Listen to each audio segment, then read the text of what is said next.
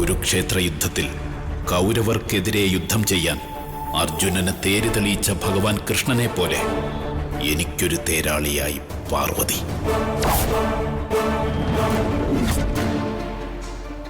എന്താ ഇങ്ങനെ ആലോചിക്കുന്നേ? പേടിക്കാനൊന്നുമില്ല, ഒന്നും സംഭവിക്കില്ല. ഞാനില്ലേ കൂടെ. വാ, നമുക്ക് പോവാം. മോളെ, എന്റെ കണ്ണട. അതൊക്കെ പോട്ടെ. കാഴ്ചയില്ലാത്ത മുത്തശ്ശൻ എന്തിനാ കണ്ണട? ഇനി മുതൽ മുത്തശ്ശന്റെ കണ്ണ് ഞാനാ, പാർവതി. നിന്റെ ഇഷ്ടം, ഞാൻ വരാം മോളെ. പിന്നെ മുത്തശ്ശന് ഞാനേ പുതിയൊരു കണ്ണട വാങ്ങിത്തരാട്ടോ. ഓ, വാ, സൂക്ഷിച്ചേ.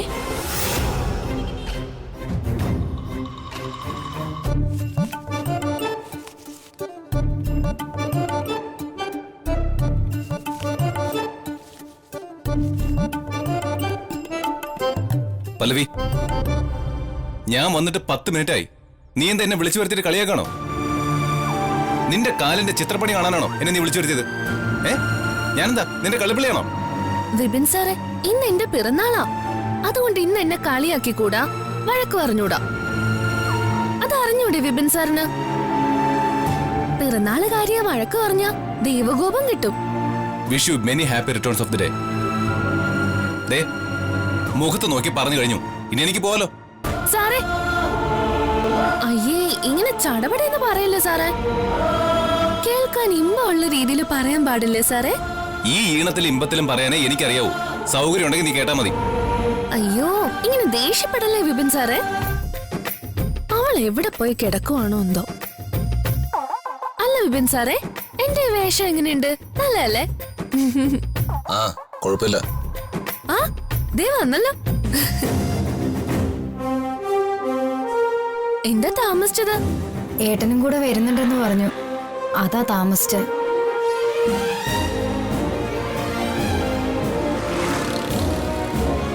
അല്ല, കൊണ്ടുവന്നില്ലേ? ഇതാരാ പല്ലവി? ഇത് വിപിൻ സാർ, വിശാൽ സാറിന്റെ അനിയനാ. ഇത് പ്രദീപേട്ടൻ, സുരഭിയുടെ ഏട്ടനല്ലോ. ഇയാളെന്തിനാ ഇവിടെ വന്നത്? അത് പ്രദീപേട്ട, പിറന്നാൾ ആശംസകൾ പറയാൻ വന്നതാ. കായലോരത്ത് വെച്ചാണോ പിറന്നാൾ ആഘോഷം? അതൊക്കെ വീട്ടിൽ വെച്ചല്ലേ പറയേണ്ടതും നടത്തേണ്ടതൊക്കെ.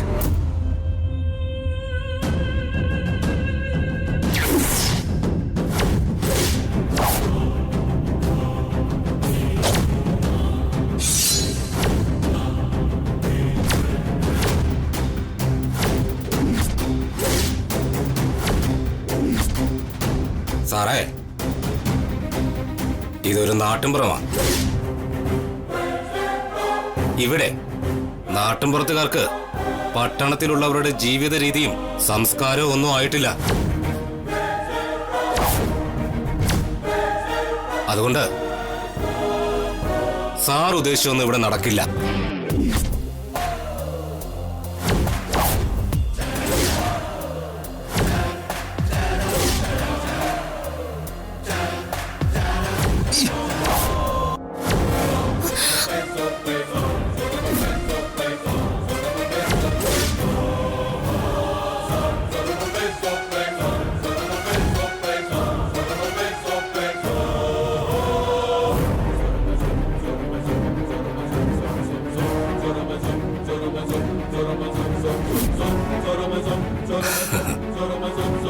തൽക്കാലം കേക്കിന് പകരം ഇതേ ഉള്ളൂ ഇവിടെ മുറിക്കാനായിട്ട്. സാറൊന്ന് പേടിച്ചല്ലേ? ശരിക്കും പേടിച്ചുപോയി. ഇതേ ഇവളുമാരുടെ ഐഡിയ സാറേ. ഞാനതിലെ ഒരു ഉപകരണമായെന്ന് മാത്രം. പല്ലവി, ഐശ്വര്യമായിട്ട് കേക്ക് കെട്ടേഴി. വള പിടിച്ചേ. സാറേ, കേക്ക് മുറിക്കുന്നതിന് മുമ്പ് പാട്ട് പാടണം സാറേ. വിപിൻ സാർ ആ പാട്ടൊന്ന് പാടുവോ? ഇംഗ്ലീഷ് പാട്ട്. Happy birthday to you, happy birthday to you. Happy birthday Pallavi. Happy birthday to you. Happy birthday to you. Happy birthday to you. Happy birthday to U.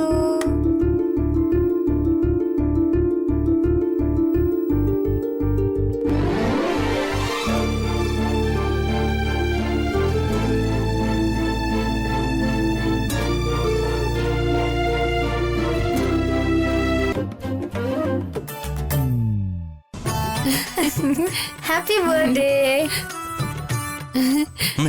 അത് വേണ്ട അത് വേണ്ട വേണ്ട വേണ്ട.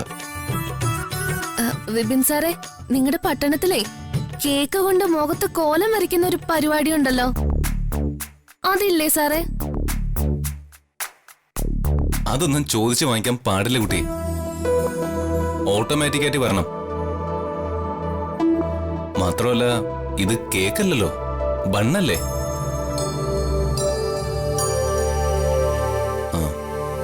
സോറി പല്ലവി, പ്രതീക്ഷിക്കാതെ വന്നത് കാരണം നിനക്ക് ഞാൻ ബർത്ത്ഡേ ഗിഫ്റ്റ് ഒന്നും വാങ്ങിയില്ല. അത് വളരെ മോശമായി പോയി സാറേ. ഞാൻ വില കൂടി എന്തെങ്കിലും സമ്മാനം പ്രതീക്ഷിച്ചതാ. ആ ഒരു കാര്യം ചെയ്യാം, ഞാൻ കുറച്ച് ക്യാഷ് തരാം. നിനക്ക് ഇഷ്ടം എന്താന്ന് വെച്ചാ അത് വാങ്ങിച്ചോ. അതൊന്നും വേണ്ട വിപിൻ സാറേ. കഴിഞ്ഞ തവണ ഞാൻ സാറിന്റെ കയ്യിൽ നിന്ന് വാങ്ങിച്ച കാശ് കാരണേ വീട്ടില് ഭയങ്കര പ്രശ്നമായി സാർ. സാറിന്റെ കയ്യിൽ ഇപ്പോഴുള്ള എന്തെങ്കിലും ഗിഫ്റ്റ് ആയിട്ട് കൊടുത്താൽ മതി സാർ.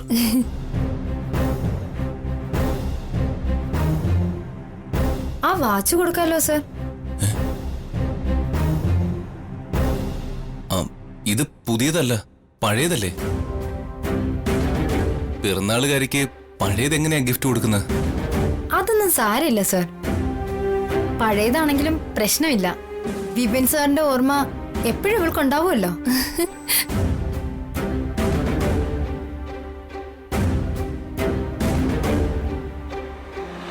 ഈ വാച്ച് എന്റെ കയ്യിലൊന്ന് കെട്ടിത്തന്നാലെന്താ? ഓ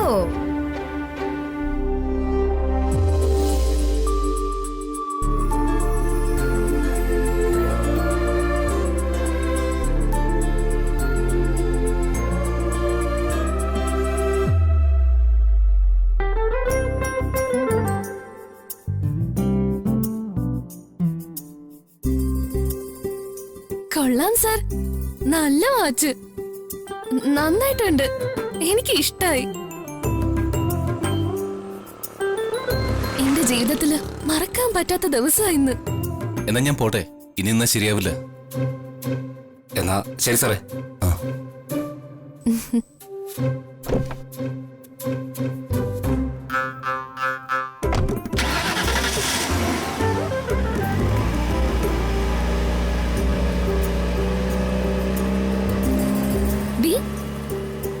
നീ എന്തിനാ ടാറ്റ കാണിക്കുന്നേ? എനിക്കെന്താ കാണിച്ച? വേണ്ട.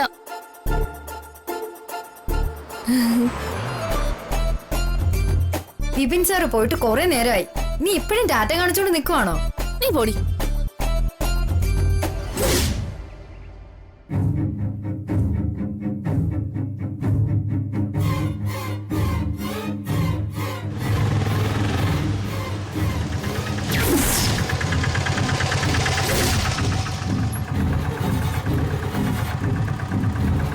വാ മുത്തശ്ശ.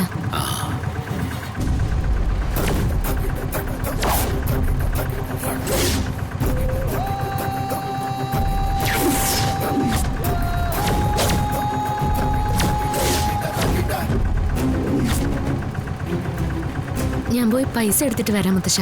വേണ്ട മോളെ, ഞാൻ കൊടുത്തോളാം. മുത്തശ്ശ വാ മുത്തശ്ശ.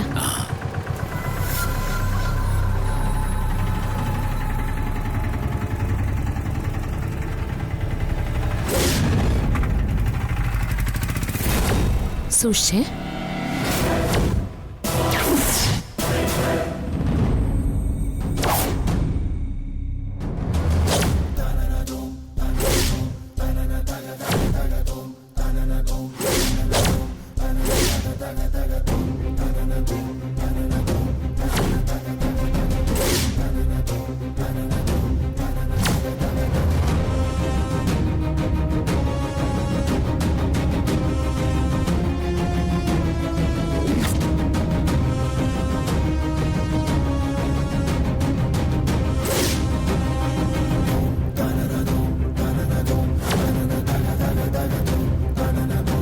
വാ മുത്തശ്ശ.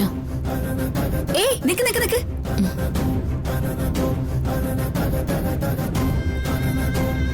ഈ സാധനത്തിനെ കൊണ്ട് എങ്ങോട്ട് പോവാ? കണ്ണി കണ്ടവരൊക്കെ എന്തിനാ ഇങ്ങോട്ട് വിളിച്ചോണ്ട് വരുന്നേ? ഏതായി കണ്ടാണ്ടൂടാത്ത ആള്? എടി നിന്നോടാ ചോദിച്ചേ ഇയാൾ ആരാന്ന്. അത് പിന്നെ ഇദ്ദേഹത്തെ കണ്ടപ്പോ എനിക്കൊരു സാധുവായിട്ട് തോന്നി. ഇദ്ദേഹത്തിന് സ്വന്തമായിട്ടൊരു വീടോ വീട്ടുകാരോ ഒന്നുമില്ല.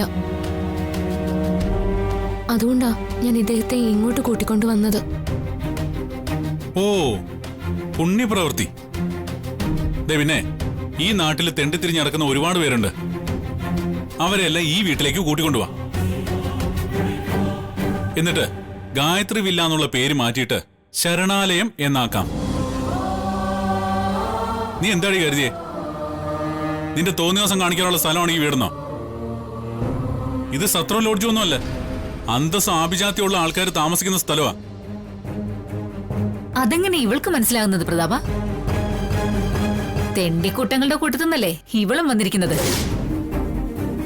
അട്ടെ പിടിച്ച് മെത്തേ കിടത്തിയ വിശാലിനെ പറഞ്ഞാ മതിയല്ലോ. ഇതിത്ര ആലോചിക്കാൻ എന്തിരിക്കുന്നു? ഇയാളെ വിളിച്ചിറക്കിക്കൊണ്ട് പോ നോക്കി. വെറുതെ എന്റെ കൈക്ക് ജോലി ഉണ്ടാക്കാതെ. ഞാൻ അപ്പോഴേ പറഞ്ഞതല്ലേ പാർവതി, മോളല്ലേ പറഞ്ഞത് ഇവിടെ ഉള്ളവരെല്ലാം നല്ലവരാണെന്ന്. ഈ ലോകത്ത് നന്മയുള്ള മനസ്സുള്ളവർക്ക് ദുഃഖിക്കാനേ സമയമുള്ളൂ. എല്ലാവരും പാർവതിയോട് ക്ഷമിക്കുക. ഓ, യാത്ര പറയുന്നില്ല, ഞാൻ ഇറങ്ങുന്നു. മുത്തശ്ശ ഒരു നിമിഷം. പ്രതാപൻ സാറേ, വയസ്സായൊരു മനുഷ്യനല്ലേ, അദ്ദേഹത്തോട് അല്പം മാന്യമായിട്ട് സംസാരിച്ചൂടെ? എങ്ങനെ? സാറിനോട് എന്ത് ദ്രോഹം ഇദ്ദേഹം ചെയ്തത്? ആദ്യമായിട്ട് കാണുന്ന ഒരാളോട് ഇങ്ങനൊന്നും സംസാരിക്കാൻ പാടില്ല.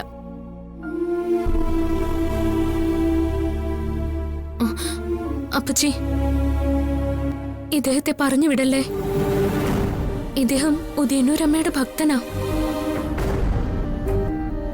ഈ മുത്തശ്ശനെ ആട്ടിയറയ്ക്ക ദൈവകോപം ഉണ്ടാവും. ഓ, ഉദയന്നൂരമ്മയുടെ ഭക്തവത്സലൻ. എന്നിട്ട് നീയും ഇയാളും കൂടി ചേർന്ന് ഇവിടെ ഇരുന്ന് ഭജനപ്പാട്ട് പാടുവോ? ദേ, മര്യാദയ്ക്ക് ഇയാളെ ഇവിടുന്ന് പറഞ്ഞു വിടുന്നതാ നല്ലത്. ഇയാളെ കണ്ടാലേ അറിയാം ഗജ ഫ്രോഡാണെന്ന്. ഒന്നുമില്ലെങ്കിലും നല്ല ആരോഗ്യമുണ്ടല്ലോ. നല്ല കൂലിപ്പണിയെടുത്ത് ജീവിക്കാൻ നോക്കിയുള്ളവാ. സാർ, വാക്കുകൾ സൂക്ഷിച്ചുപയോഗിക്കണം. ഞാൻ കള്ളനോ പിടിച്ചുപറിക്കാരനോ ഒന്നുമല്ല. ഓ, ലക്ഷ്യമില്ലാതെ കാഴ്ചകൾ കാണാതെ ലോകം ചുറ്റുന്ന ഒരു സഞ്ചാരിയാ. ആദ്യ നോട്ടത്തിൽ തന്നെ ആരെയും വിലയിരുത്തരുത്. മനുഷ്യരോട് കാണിക്കേണ്ട ചില മര്യാദകളുണ്ട്, അത് മനസ്സിലാക്കണം. അയാളുടെ ഒരു ഉപദേശം കേട്ടില്ല സുശീലേച്ചി? ഞാൻ അയാളോട് മര്യാദ കാണിച്ചില്ലെന്ന്.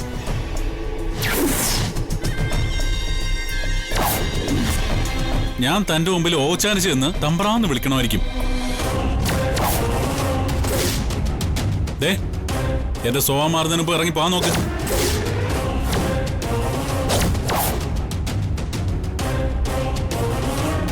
കണ്ണു കാണാൻ പാടില്ലാത്ത വയസ്സായ മനുഷ്യനല്ലേ, അല്പമെങ്കിലും കരുണ കാണിക്കണം നിങ്ങള്.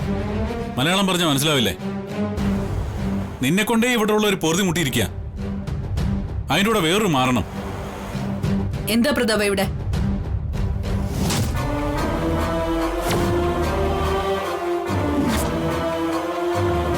ആരാ ഇയാള്? തലയ്ക്ക് വെളിവില്ലാതെ ഓരോന്ന് കാട്ടിക്കൂട്ടിയ പിന്നെ എന്ത് ചെയ്യാൻ പറ്റും ചേച്ചി? എവിടെയോ തെണ്ടിത്തിരിഞ്ഞ് നടന്ന ഒരു കണ്ണു കാണാത്ത ആളെ എഴുന്നള്ളിച്ച് പൊറുതിക്ക് ഇവിടെ കൊണ്ടുവന്നിരിക്കുക പാർവതി.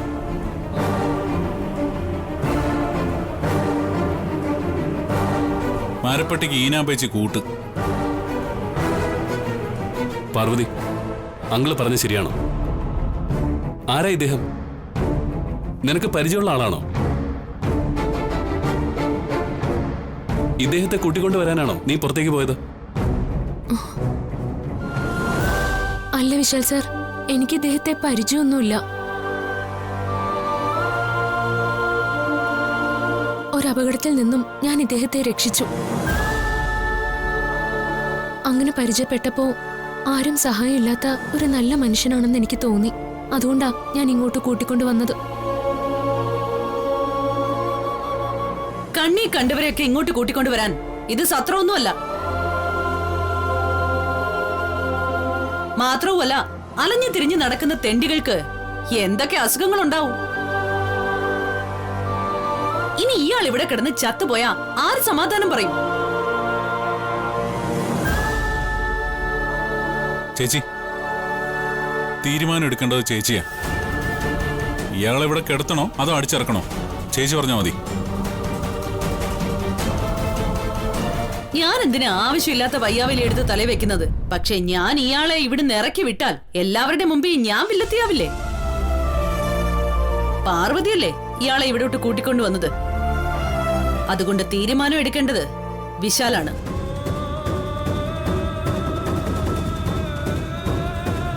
എന്തിന്? വിശാൽ ബ്രോയും പാർവതിയും തമ്മിൽ ഒരു ബന്ധവും ഇല്ലെന്നല്ലേ അമ്മയും ദുശീലാന്റെയും പ്രതാപനങ്ങളും ഒക്കെ പറയുന്ന.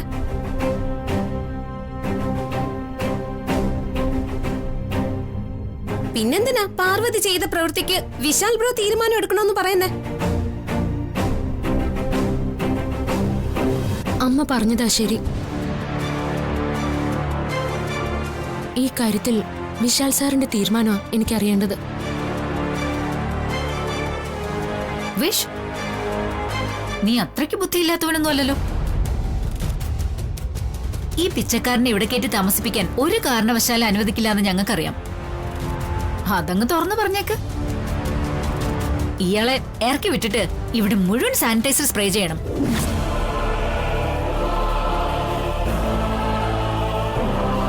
എന്തിനാ ഇങ്ങനെ മോശം ഭാഷയിൽ സംസാരിക്കുന്നത്?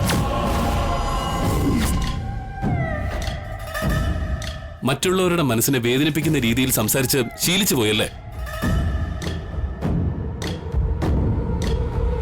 വികട സരസ്വതി മാത്രമേ ഇവിടെ ചിലരുടെ നാവില് വിളയാടൂ. ആരോട് എങ്ങനെ സംസാരിക്കണമെന്നോ ഇടപെടണമെന്നോ പാർവതിയെ കണ്ട് പഠിക്കണം. വിശാൽ ബ്രോ, തീരുമാനം തുറന്നു പറയും. എന്തിനാ മടിക്കുന്നേ? വിശാൽ സർ, ഗായത്രിയമ്മ ഉണ്ടായിരുന്നപ്പോ ഒരുപാട് ജീവകാരുണ്യ പ്രവർത്തനങ്ങൾ ചെയ്തിട്ടുള്ളതായി ഞാൻ കേട്ടിട്ടുണ്ട്. അതുപോലെ ഒന്നല്ലേ ഇതും? അങ്ങനെ കണ്ടൂടെ വിശാൽ സർ? കേട്ടില്ലേ ജി?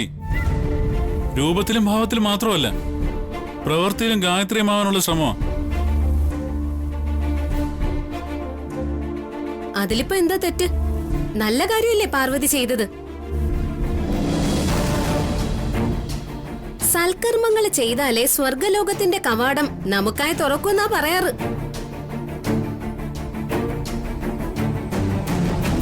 നരകം വിധിച്ചിട്ടുള്ളവർക്ക് അതൊന്നും പറഞ്ഞാൽ മനസ്സിലാവില്ല. നീ കുറെ നേരമായല്ലോ കുത്തി കുത്തി സംസാരിക്കുന്നേ. ഇതൊന്നും ആർക്കും മനസ്സിലാവില്ലെന്നാണോ നിന്റെ വിചാരം? ഞങ്ങൾ ആരും പൊട്ടനും പൊട്ടിയൊന്നും അല്ല. മതി, നിർത്ത്. ഏതായാലും ഇദ്ദേഹം ഇങ്ങോട്ട് വന്നു, അല്ലെങ്കിൽ പാർവതി ഇദ്ദേഹത്തെ കൂട്ടിക്കൊണ്ടു വന്നു. അഭയം തേടുന്നവരെ ആട്ടിപ്പായിക്കുന്ന സംസ്കാരമല്ല ഈ കുടുംബത്തിൻ്റെത്. അതുകൊണ്ട് കുറച്ചുനാള് ഇദ്ദേഹം ഇവിടെ താമസിക്കട്ടെ.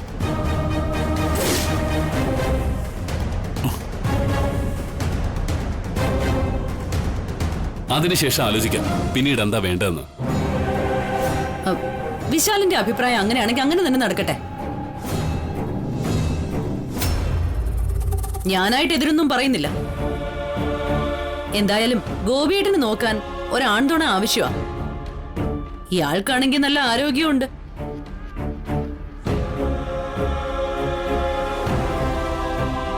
മെയിൽ ഹോം നഴ്സിനെ വെക്കാൻ ഇവിടെ ആരും സമ്മതിക്കില്ലല്ലോ, പ്രത്യേകിച്ചും ഞാൻ വിളിക്കുന്നവരെ.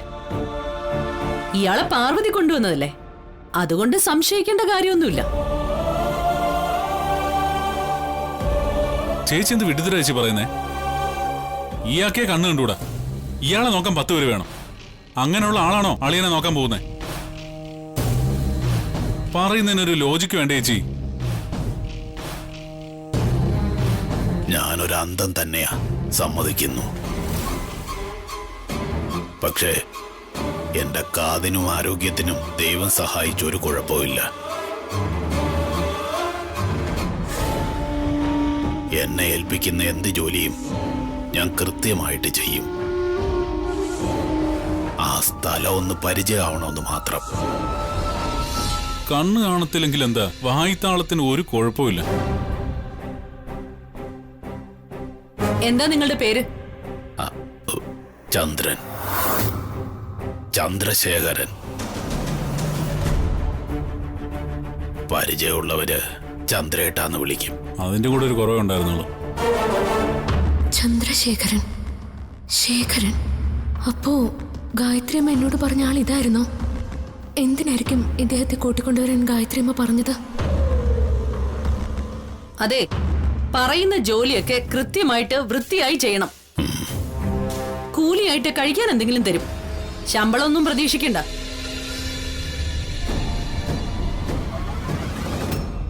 എന്താ, സമ്മതമാണോ? സമ്മതം. വിശാൽ സർ, നന്ദിയുണ്ട്, ഒരുപാട് നന്ദിയുണ്ട്. ഈ നല്ല മനസ്സിന് ഉദയന്നൂർ അമ്മയുടെ കടാക്ഷം ഉണ്ടാവും. നന്ദി പ്രകടനമൊക്കെ അവിടെ നിൽക്കട്ടെ. ഇയാൾ ഇവിടെ പൊറുതിക്കെടുത്ത സ്ഥിതിക്ക് ഒരു കാര്യത്തിൽ കൂടി എനിക്ക് ക്ലാരിഫിക്കേഷൻ കിട്ടണം. എവിടെ നിന്നോ വിളിച്ചുകൊണ്ടുവന്ന ഒരാളെ ഇവിടെ താമസിപ്പിക്കാമെങ്കിൽ ജാസ്മിനെയും എന്തുകൊണ്ട് ഇവിടെ താമസിപ്പിച്ചുകൂടാ?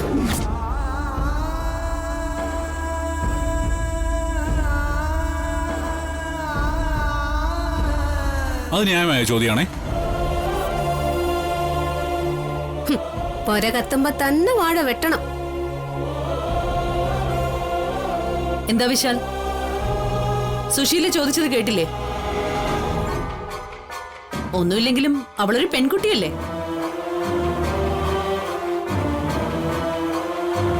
ഈ ചന്ദ്രശേഖരനും ജാസ്മിനും തമ്മിൽ ഒരു വ്യത്യാസമേ ഉള്ളൂ. ഇയാൾക്ക് കാഴ്ചയില്ല, അവൾക്ക് കാഴ്ചയുണ്ട്. അവളും ഇയാളെപ്പോലെ തന്നെ ഇപ്പൊ അനാഥയാ. അവക്കെ കാഴ്ചയുണ്ടെന്നേ ഉള്ളൂ, കാഴ്ചപ്പാട് വളരെ കുറവാ. ഇഴി, പാർവതിയുടെ കാര്യത്തിൽ എന്നെ കൊണ്ട് തീരുമാനം എടുപ്പിച്ച പോലെ ആന്റിയുടെ ചോദ്യത്തിന് ഉത്തരം പറയാനുള്ള ചുമതല ഞാൻ പാർവതി ഏൽപ്പിക്കാം. പാർവതി, ജാസ്മിനെ ഇങ്ങോട്ട് തിരിച്ചു വിളിക്കുന്നതിൽ നിനക്ക് എതിർപ്പ് വല്ലതും ഉണ്ടോ?